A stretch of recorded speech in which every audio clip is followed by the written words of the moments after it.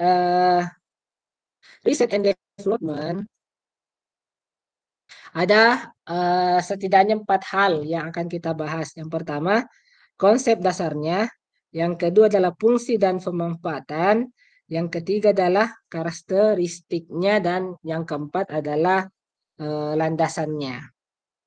Oke, sebelum kita memulai perkuliahan, marilah kita bersama-sama berdoa dan dibuka dengan membaca basmalah bersama-sama. Bismillahirrahmanirrahim. Oke, cukup.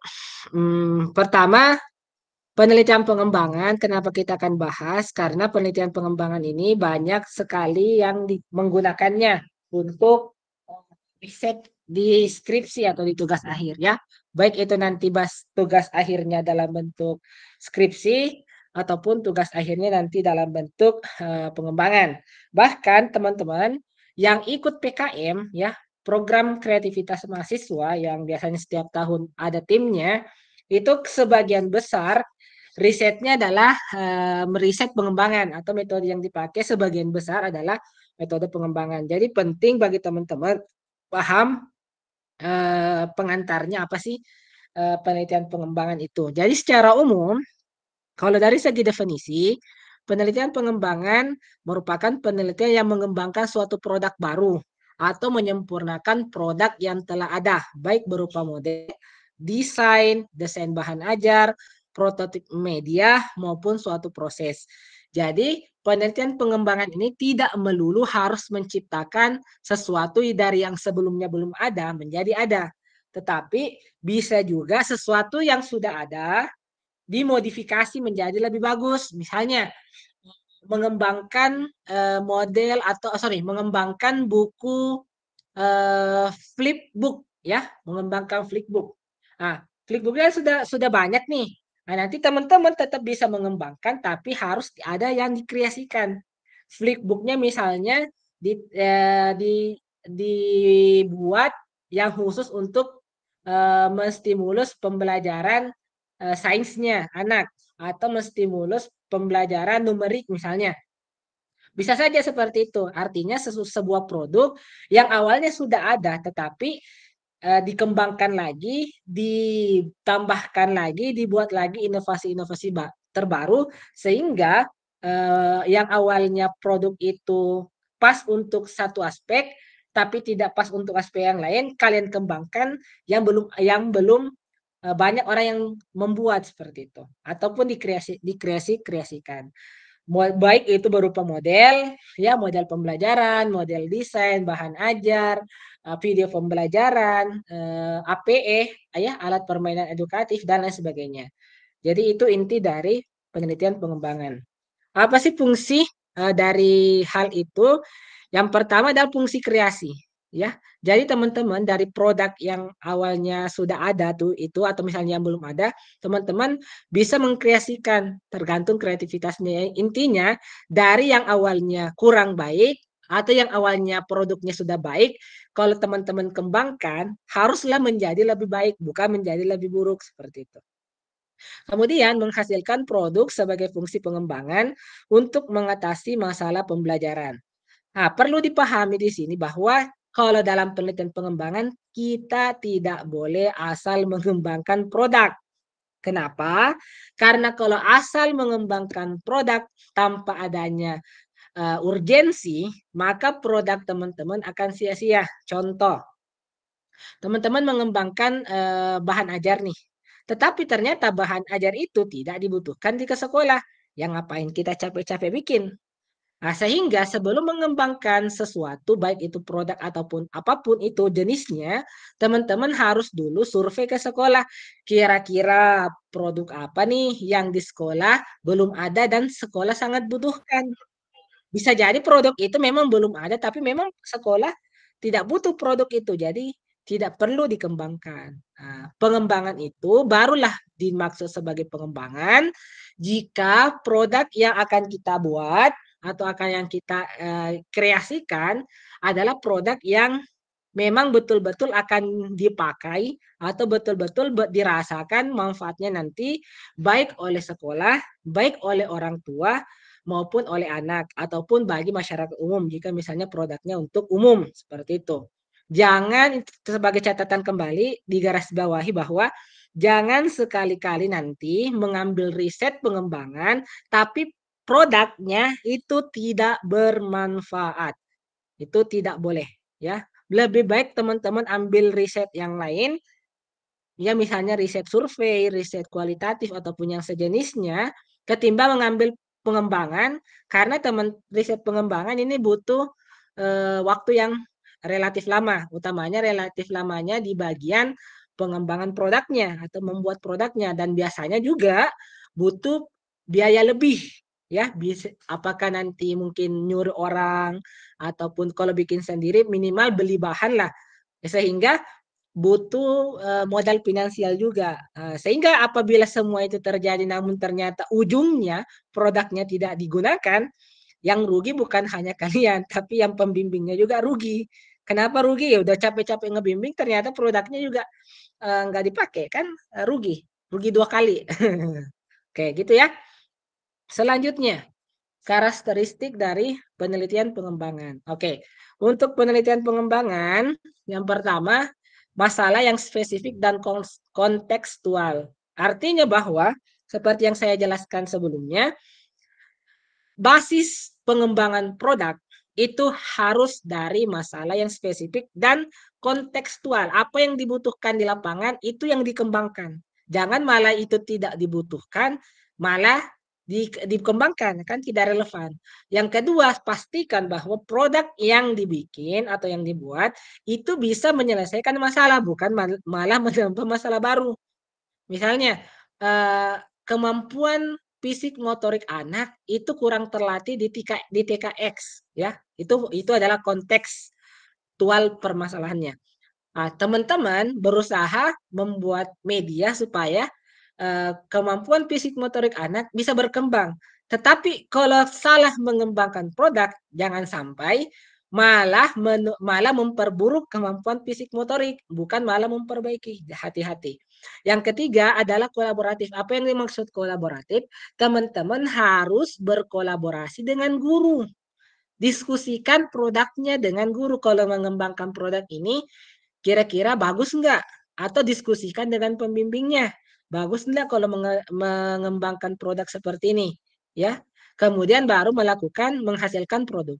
Jadi produk baru bisa dibuat prototipenya kalau semua langkah-langkah sebelumnya udah. Jangan sekali-kali langsung ujuk-ujuk bikin produk tanpa ada diskusi. Mau-maunya sendiri, itu tidak boleh. Bahkan kalau diskusinya hanya dengan pembimbing saja, itu sebenarnya masih kurang relevan karena pembimbing tidak tahu kondisi real di lapangan atau di sekolah seperti apa. Jadi teman-teman harus ke sana dulu, diskusi dengan gurunya, kemudian tanya, kalau mengembangkan produk ini bagus nggak? Dan kalau kira-kira kalau produknya udah jadi, bakalan digunakan atau tidak. Kalau tidak mungkin digunakan, mending jangan bikin produknya, ya seperti itu. Selanjutnya adalah landasan. Landasan pengembangan atau landasan penelitian pengembangan yang pertama adalah pengembangan produk ini digunakan dalam suatu pembelajaran harus didasarkan pada prinsip pengembangan teknologi pembelajaran atau instructional technology development. Maksudnya apa? Teman-teman dalam mengembangkan harus ada model pengembangannya. Tidak boleh asal mengembangkan produk tanpa ada prosedur. Ibaratnya teman-teman membuat motor tapi buat motor yang asal jadi, tidak ada ilmunya, tidak ada step-stepnya. Nah, itu tidak boleh. Jadi kalau dalam mengembangkan produk haruslah memiliki langkah-langkah prosedur yang runut, sistematis dari awal sampai akhir dan setiap step-stepnya haruslah dilakukan pencermatan dengan baik. Artinya langkah-langkah pengembangan produk harus dilakukan dan tidak boleh lompat-lompat. Misalnya step 1 langsung ke step 5 itu tidak boleh. Harus step by step supaya pengembangannya, prinsip pengembangannya itu matang dan tidak bisa menghasilkan produk yang bagus seperti itu. Selanjutnya oke. Nah, ini adalah sistematika. dari proses pengembangan. Ya, ini adalah sistematika dari proses pengembangan produk itu. Yang pertama, rancangan penelitian pengembangan. Ya, kemudian metode penelitian pengembangan. Ya, kemudian melakukan rumusan masalah. Rumusan masalahnya apa? Tujuan penelitiannya apa? Kemudian buat tinjauan pustakanya, melakukan prosedur perekaman data, analisis data, dan validitas data. Ini adalah strategi dalam mengembangkan produk. Selanjutnya adalah, ini adalah bagian dari model-model pengembangan. Ya, ini adalah bagian model-model pengembangan. Salah satu model pengembangan paling umum digunakan atau paling banyak digunakan adalah model pengembangan R&D. Jadi sebenarnya R&D atau Research and Development paling pertama dicetuskan oleh Board and Goal dalam dunia riset pendidikan, gitu ya. Langkah-langkahnya banyak, kalau teman-teman lihat di sini, dimulai dari Research and Information Collection atau melakukan penelitian dan pengumpulan informasi. Nah, seperti yang saya tadi bilang, harus riset dulu di sekolah kebutuhannya apa, atau bisa juga istilah lainnya adalah need assessment, asesmen penilaian kebutuhan, butuh atau tidak. Yang kedua adalah perancangan atau planning. Kemudian yang ketiga adalah develop preliminary form of product. Artinya setelah dilakukan planning, dibuatlah produk. Yang dimaksud produk di sini adalah produk yang masih produk awal atau prototipe 1. Nah, setelah prototipe 1 ya, dilanjutkan dengan testing di lapangan. Ini preliminary field testing. Dari produk yang udah jadi ini, prototipe 1, diuji cobakan di lapangan. Bagaimana hasilnya? Kalau masih banyak yang kurang bagus, itu direvisi. Kemudian lanjut ke sini tadi, setelah di sini diuji coba di lapangan, masih ada kekurangan, dilakukan main product revision. Ya.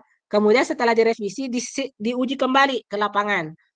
Ya, setelah diuji, dilakukan lagi revisi dari segi operasionalnya. Kemudian dilakukan operation field testing. Secara operasional lebih umum bagaimana. Kemudian dilakukan revisi lagi sebagai final product. Dan final product inilah yang kemudian disebarluaskan dan diimplementasikan. Sebagai contoh, saya akan mengilustrasikan, misalnya kita akan mengembangkan vaksin COVID-19. Ya, vaksin COVID-19. Nah, itu adalah yang produk yang akan kita kembangkan. Yang pertama, untuk mengembangkan vaksin, kita harus mengumpulkan riset dan informasi yang relevan. Ya, riset dan informasi yang relevan, bagaimana sih vaksinnya, apa saja virus, apa saja kelebihan dari virus ini, apa saja kelemahannya, dan seterusnya. Kumpulkan informasi sebanyak-banyaknya. Setelah mengumpulkan informasi, dibuatkanlah rencana atau schedule pembuatan vaksin. Ya, schedule untuk membuat vaksin. Setelah schedule-nya sudah ada, schedule itu dilaksanakan sehingga lahirlah sebuah vaksin yang disebut vaksin prototipe 1 atau vaksin 1. Ya. Vaksin 1 ini kemudian diuji cobakan ke 10 orang yang berbeda dari segala jenis ras. Ya, misalnya ras Melanesia, ras Asia, ras Eropa, ras Afrika, dan seterusnya. Nah, setelah 10 orang itu diuji cobakan, bukan di manusia dulu, diuji cobakan dulu di tikus. Ya, diuji cobakan di tikus. Setelah diuji cobakan di tikus dan berhasil, barulah masuk ke main product revision. Hal-hal negatif setelah diuji cobakan itu dihilangkan. Nah, kedua, diuji cobakan kepada monyet atau monkey, ya. Diuji cobakan kepada monyet karena itu adalah primata yang paling mirip dengan struktur sel manusia. Ya, setelah diuji cobakan di monyet, dilakukan lagi revisi atau perbaikan. Setelah itu diuji cobakan ke manusia dengan berbagai jenis ras. 10 orang misalnya. Setelah itu kemudian berhasil, dilakukan lagi final product, akhirnya lahirlah vaksin, vaksin yang terkenal Sinovac, AstraZeneca, Pfizer. Nah, itulah yang kemudian disebarkan untuk suntikan ke masing-masing orang. Jadi kurang lebih pengembangan produk itu prosesnya demikian, ya, sebagai gambaran saja. Oh, kalau yang menggunakan board and goal, ya. Ini tadi seperti yang saya jelaskan, ya, survei analisis kebutuhan. Ini mah lebih konkretnya lagi, ya. Kemudian ada juga model pengembangan menurut Mick and Tier. Itu model Mick and Tier. Wow, ini berbahasa Inggris. Ya, kurang lebih sama sebenarnya langkah-langkahnya, tapi istilahnya saja yang berbeda. Kalau Mclentyre di sini mendefinisikan tes, ya, audiens dan tujuannya. Jadi ya khusus ini sebenarnya pengembangan tes, ya, pengembangan tes. Jadi mengembangkan misalnya soal, mengembangkan tes ujian nasional misalnya atau tes masuk perguruan tinggi, mengembangkan soal. Nah, yang harus dilakukan pertama adalah mendefinisikan tujuan tes, ya, kemudian bentuk tes, kemudian siapa audiensnya atau siapa yang akan mengerjakan tes itu. Kemudian mengembangkan rencana tes, kemudian composing the test item, jadi membuat item-itemnya, kemudian menuliskan instruksinya, kemudian memplot tes itu sesuai dengan jenisnya, kemudian melakukan conduct item analisis atau menganalisis item, ya, melakukan revisi, melakukan validasi, mengembangkan bentuk tes, kemudian komplit tes manual sehingga tesnya itu bisa dipakai secara umum. Kurang lebih bentukannya seperti ini, ya, gambarannya. Kalau yang akan mengembangkan misalnya tes ya, yang akan mengembangkan tes, ya, nanti prosedur prosesnya seperti ini. Selanjutnya menurut Connolly. Menurut Connolly. Nah, ini banyak, ini namanya adalah model-model pengembangan. Jenisnya banyak, ya. Nah, desainnya kurang lebih seperti ini, teman-teman. Kalau teman-teman lihat. Nah, ini biasanya digunakan untuk pengembangan aplikasi. Kalau tadi sebelumnya pengembangan tes, ya, pengembangan tes. Nah, sekarang kalau yang ingin mengembangkan aplikasi, baik aplikasi software, website, aplikasi Android dan sejenisnya, nanti menggunakan ini, punyanya Connolly, ya. Misalnya kalau kakak kalian ada nih yang mengembangkan unplugging coding namanya, unplugging coding. Nah, ia menggunakan ini, saya suruh menggunakan ini, ya. Selanjutnya misalnya mengembangkan media audio visual, ya. Kayak misalnya video pembelajaran. Nah, teman-teman yang akan mengembangkan video pembelajaran nanti menggunakan langkah pengembangan ini, ya. Sorry, kecepatan. Ya, yang mengembangkan media audiovisual nanti mengikuti prosedur ini. Mulai dari research and information collection, planning, sampai dengan diseminasi. Ini hampir mirip sebenarnya dengan board and goal tadi, ya. Cuman ada beberapa item yang disesuaikan. Selanjutnya ada juga namanya model pengembangan 4D. Nah, khusus untuk 4D, ya, khusus untuk 4D biasanya digunakan untuk mengembangkan media pembelajaran, mengembangkan modul, mengembangkan bahan ajar, apalagi yang mengembangkan buku dan seterusnya. Ya, biasanya menggunakan 4D. Atau juga bisa menggunakan EDI. Jadi 4D dengan EDI itu sama, ya, sama. Kalau yang ingin mengembangkan media pembelajaran dan seterusnya bisa menggunakan media EDI ataupun ataupun tadi 4D, ya, karena kegunaannya hampir sama. Tahap-tahapannya juga kalau di 4D itu ada 4 tahap, kalau di EDI ada 5 tahap. Oh, ini EDI 1, 2, 3, 4, 5, ya, ada 5 tahap. Yaitu bedanya kalau 4D 4, Kalau EDI itu 5 tahap. Tapi sebenarnya prinsipnya sama.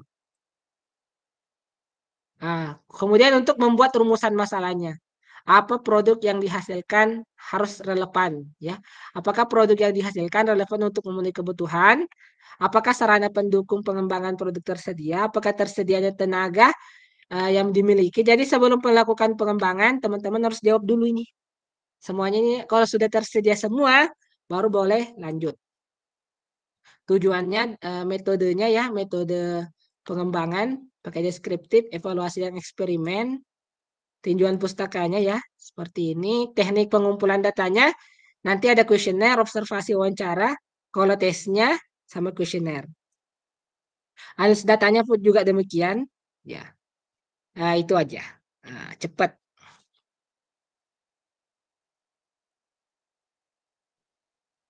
Oke. Sebelum ini udah presentasinya udah selesai. Ada yang ingin ditanyakan? Harus bertanya. Kalau nggak bertanya, saya yang nanya. Pejamkan. Yuk, kalau nggak bertanya, giliran saya yang menanya. Windu. Bapak izin bertanya untuk materinya diupload di Spot tidak? Ya, nanti. Tapi bertanya dulu. Bertanyanya yang substansi ya, yang saya jelaskan.